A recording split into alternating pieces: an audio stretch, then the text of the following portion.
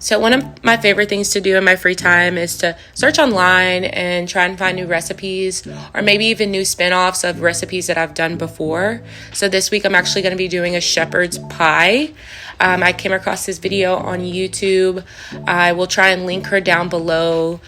But she did a different spin where she actually piped her potatoes, which really intrigued me. I will say I'm not usually cooking shepherd's pie. It's typically a heavy meal in my opinion.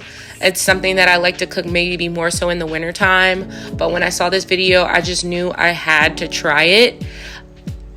I want to share a couple of pointers that I learned from this recipe, because when I did watch the YouTube video, she wasn't specific on her measurements, which may have been just like a short clip, and she probably had more when you go to her page.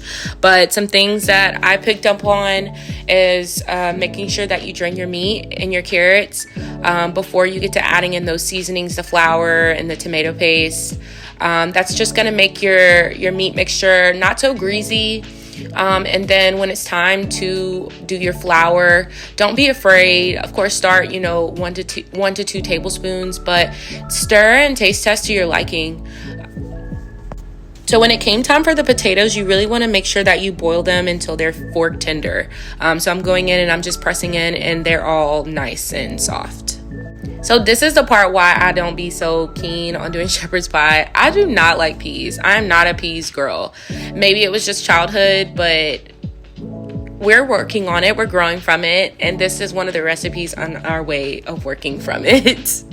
Now this bad boy right here, y'all, this is my baby. This is my blender. I do not know her brand name. I will try and search for it. I got it as a gift, and every chance I get, I love to be able to whip this thing out. It's so strong, so powerful. It comes with those different attachment heads in case there's something else you want to blend or mix. It's just super easy to maneuver, and it just gets the job done so much easier than like a hand whisk. And I will say I had to play around a lot with the mashed potatoes. So you really want to make sure that, because I'm going to be piping it, which you don't have to do it this way. But in order for me to pipe it and hand pipe, because I don't have the materials, I needed the mixture to be fairly smooth, no lumps, and just be easy to push out. So I did kind of go in a few different times after spin breaks just to maybe add in a little extra moisture. And this is right here is how you know it's ready. It should drip. Not drip, but it should drip a little bit.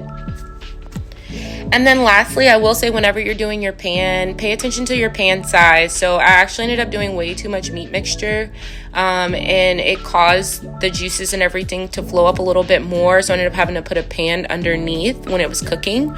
So just making sure that you don't do too much meat mixture. You really want your potato mixture to sit inside of the pan. I think mine more so was kind of sitting on top. And lastly, I just like to garnish with some extra cheese and parsley. And oh my gosh, look at that crust, y'all. Look at that. It was beautiful. I mean, decadent. And I'm not super thrilled with my angles, but this is a new tripod, so you guys work with me. But final plate, final dish, and when I say 10 out of 10, mwah.